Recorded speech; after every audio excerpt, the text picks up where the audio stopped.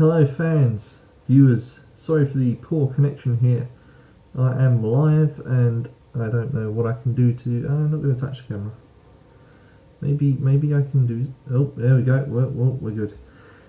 Right, this then is just a brief chat, fans. Just describing some of the top 5 different beer styles that I potentially like. So, I've not really given it much thought, but a lot of people have asked me, what's your favourite beer? What's your favourite style of beer? What would you recommend? All these questions come in at me. And I've been doing beer reviews for a lot of years now. And it's just, I could never decide. I have many different beers. There are many different beers that I like. People often say, what's your favourite country? Again, I have many.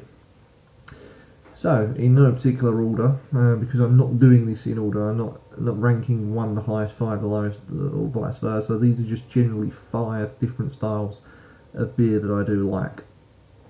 Okay, so first of all, I would like to really get behind the Pilsner.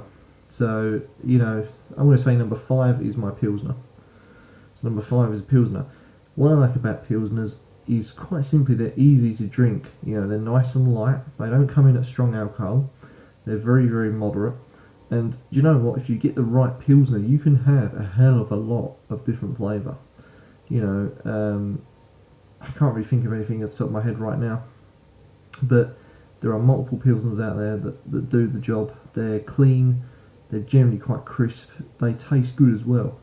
And they have minimal flavour. But at the same time, the flavour can be as much as it is minimum in terms of ingredients they use. They might use like just 1 or 2 different styles of like yeast, malt, whatever it is, grains, barley.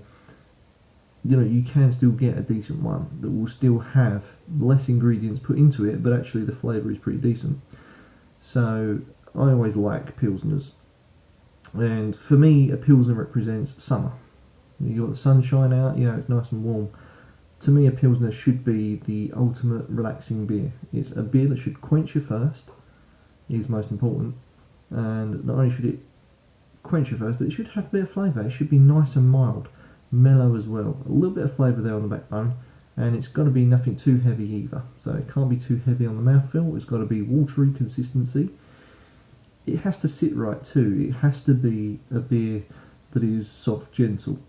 Okay, carbonation can vary. Carbonation can be lively, it can be timid, doesn't matter. As long as those principles are in place, you've got yourself the perfect Pilsner. Now, going back to one of my old beer reviews, I really did enjoy Kingdom, which was a Pilsner from Cambodia. The reason why I liked it is simple. The colour was so clear, it's crystal clear. You could see right through it. But it also had very lively carbonation. And the taste as well wasn't half bad. It is very mild tasted. Excuse me. Very mild tasting, but that's what I liked about it. It was just so easy, and I sat there, I can't remember when I first tried it. I've only tried it once, because I can't get my hands on it again. But when I did try it, I think it was about 2012-ish. About 2012, 2013, something along that line. And we had in England, it wasn't a very good summer, it was pretty shit. We had a mild summer.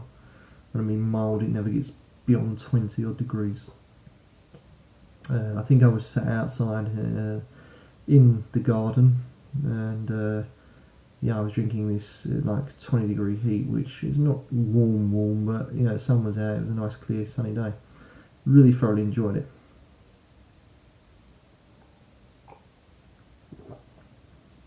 So I really did like it. Pilsners are very widely available. A lot of breweries, should I say, make Pilsners. A lot of people tend to gravitate towards Pilsners, especially the non-beer drinkers. Even the big beer drinkers like myself and various other people out there will agree with me when I say you can't go wrong with a Pilsner. You generally can't. I know Budweiser's not a Pilsner, but again, if you've ever drunk Budweiser, again, it's just nice and light. Budweiser is nice and light, and it's that reason why I tend to gravitate towards Pilsners, because the fact they're so light. I can't really recommend any Pilsners on the top of my head, unfortunately. As I said, I've not given this video much thought. I'm just merely expressing some ideas, chucking some answers out there for people. You know, as I said before, people ask me all sorts of questions.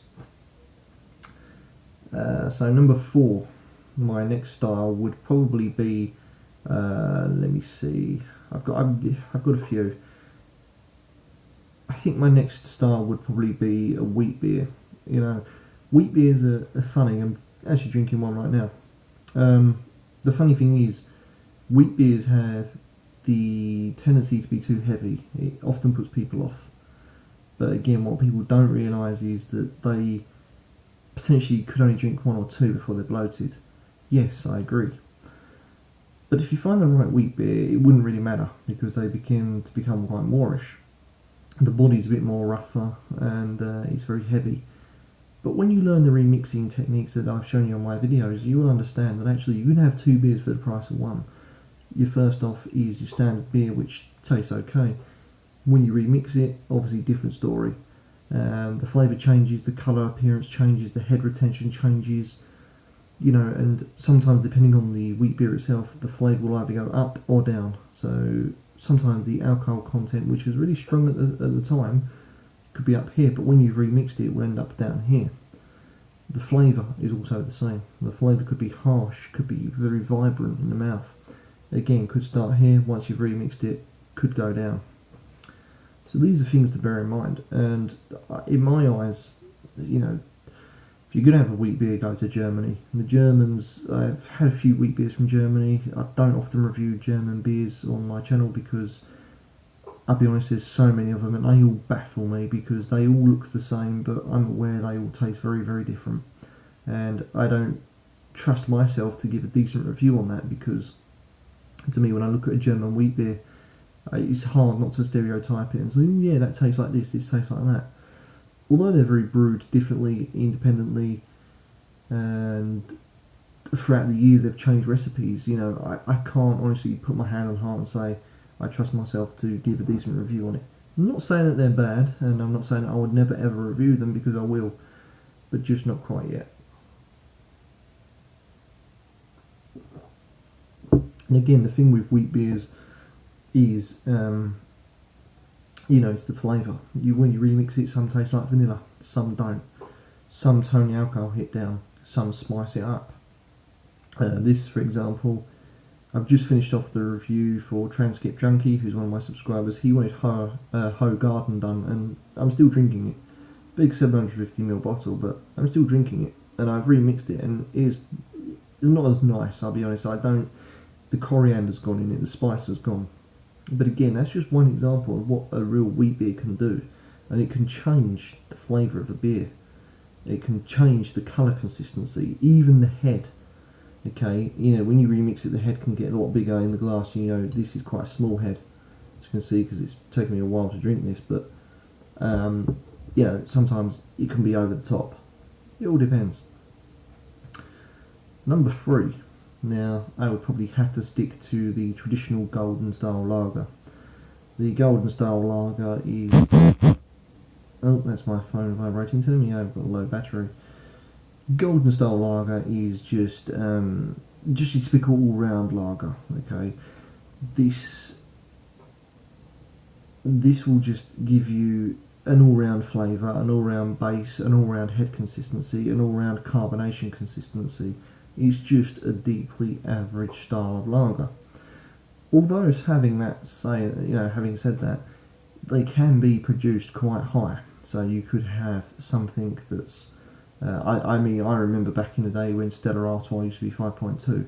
That was now nicknamed Wife Beater here in England because basically you'd get quite aggressive on the stuff, be up for a fight, anyone looks at you the wrong way, bang. And the laugh, well, it's not really a laugh, but the gimmick there was you'd go home and beat your wife because you're so angry. Now, no disrespect to women, you should never ever beat a woman, but Stella made you feel that way. It made you feel aggressive, and I think that's why they lowered this particular style of lager down to, I think it's now 4%, 4.2, something like that, instead of the 5.2 stuff. And they've taken away the classic taste that I liked, that twang, and it's a bit more watered down, a bit more calmer. But again, it's still a reasonable good beer. You know, off the top of my head, I can't think of any more, but there are various different golden lagers out there, so do look out for those. Number two, I've really just started to get into these, and I'm sure some of you will disagree, but a stout. I don't mind a stout now. You know, I used to think stouts are very heavy. You know, they're very samey. You know, here in England, you can buy Guinness literally everywhere. It's in your bar. It's in the local convenience store. It's in your supermarkets. It's fucking everywhere.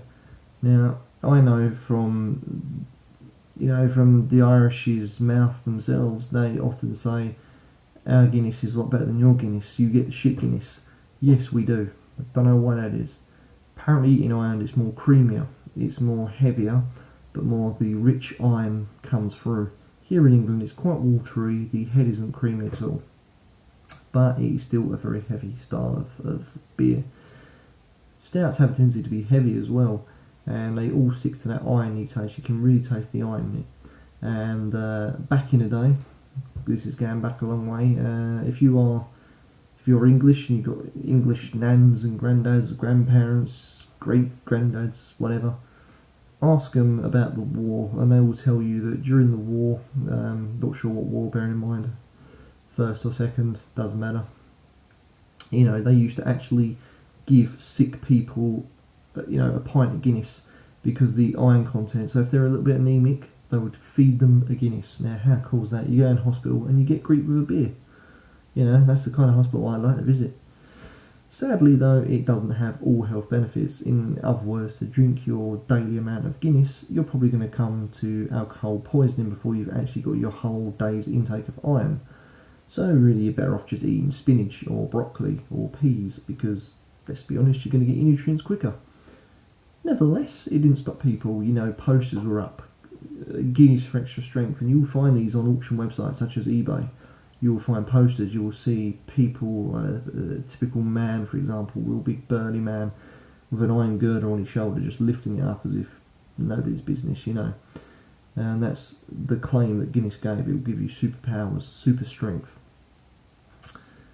Needless to say, Guinness is still a decent beer, or a stout. But I think now that I have gone out there and explored a few more stouts, I think there are a few better, and there are a few more that are flavoursome.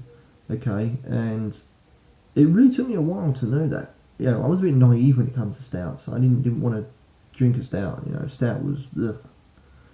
But actually, given the time, they're not bad.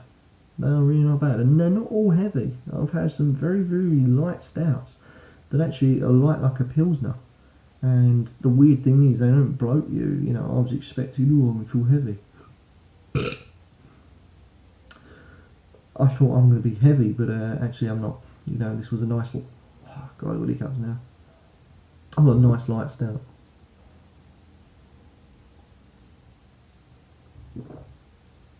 Oh. You know, I've got a nice light stout, and sometimes the flavours come through. And I've had some very good craft. I think craft do lead the way in this actually for the stout world. I've had there was one in particular that's on my channel, so go and review it because I loved it. Dublin, I think it was Dublin Milk Stout. It was called or something like that. I had the word Dublin and Milk Stout. Absolutely fantastic. It was made by two different types of coffee, so it had coffee in it as well as the typical irony Guinnessy taste. The body of the beer was extremely creamy, it was light, you got the coffee taste, you got the roasted malt that comes through, and you know what, my taste buds didn't know where to turn. And that actually goes to show you that stouts can be very flavoursome. They don't have to be typical irony, heavy, bloaty. You can have a really nice, mild, mannered, full of flavoured stout. And these are the stouts that I really am getting behind. And it's because of that I've chosen to add this into the top 5 styles. So then, number 1 is a very new style, but I love it. I absolutely love it. Oh yeah, just before I get to number 1, I'd just like to mention as well, milk stouts are very upcoming, and they are also quite tasty. You know, I've had a few, very tasty, love them, and it just gives a whole new outlook on stouts. So my number one, it's not actually my number. Well, I would probably say it is my number one, and it's a very, very rare thing. This is upcoming, and they are starting to creep out a little bit now. But I'm going to wait a few months, maybe a year or two, before these are going to be really commonly known. They are milkshake IPAs. Milkshake IPAs are the sweet tooth stream. So for myself, I'm massive sweet tooth, you know, and these really do, and I think really do deserve a top spot somewhere on the market. You know, they have to battle the big guns. The milkshake IPAs consist of fruit, so you've got real proper fruit in there, and the sugars from the fruit, and also the sugars from lactose. So they merge these in together. Don't know how they do it, but they blend it and mix it all together. So what you've got is lactose and fruit juice, in a sense, or fruit sugars. Mix it all together, and what you get is just an unbelievable, flavoursome IPA. I wouldn't even call it an IPA, it's that good. You know, you forget it's an IPA, it's just bang, bang, bang, bang, bang. Lots of flavours going on. So, yeah, that's going to be my number one, but the flavours vary, you know. Sometimes they can taste high in mango, high in passion fruit, you know, and they do use these ingredients like mango, passion fruit, cherries, peaches, plums, you know, they just merge it in. And what you're left with is what it says. It's a milkshake. They've blended them all in together, along with that lactose, along with the sugars of the fruits, the juices of the fruit. They mix it all into a beer, and I'll tell you what, it's bloody tasty.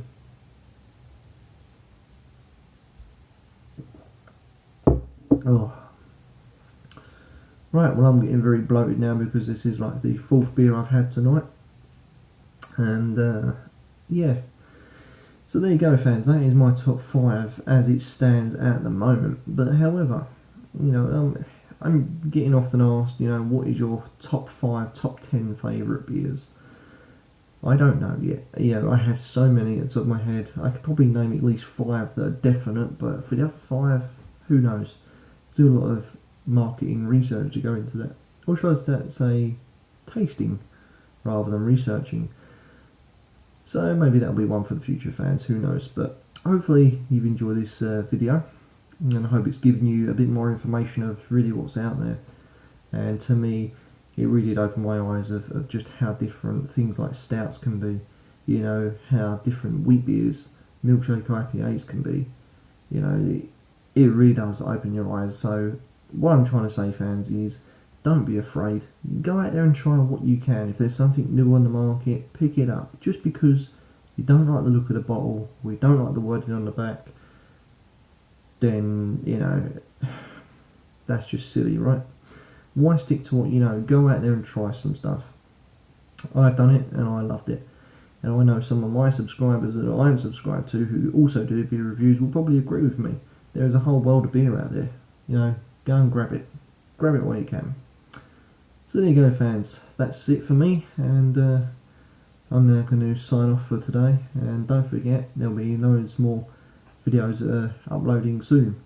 So do watch those, and I promise you they're getting better at the moment. Other than the Peroni Grand Reserve and the Legilatine, which are just below this video, which they're pretty poor. You know, didn't think much of them, but we've got some decent videos coming up, so give those a watch. Thanks for watching, fans. Don't forget to like, comment and subscribe, and maybe tell me what your favourite top 5 beers are. Get commenting, and maybe the best comment I might read out next time, live. Join me next time.